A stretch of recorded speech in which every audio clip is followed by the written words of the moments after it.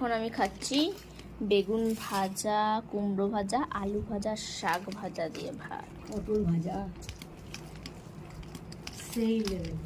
সেই লেভেলের। জিনুর ডালটা খুব সুন্দর করে, মুগের ডালটা। চলো কারেক্ট। ডালটা যে খুব সুন্দর হয়েছে।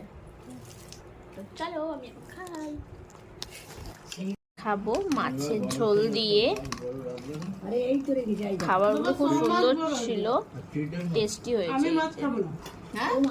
দারুণ।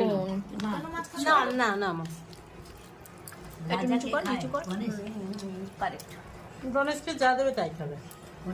ডাল নিবি না? হয়েছে, হালকা একটু ঝাল হয়ে গেছে।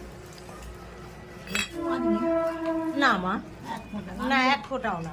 চলো এখানে ভিডিওটা শেষ করছি। আবার আমাকে গেলে কোনো ভিডিও নিয়ে আবার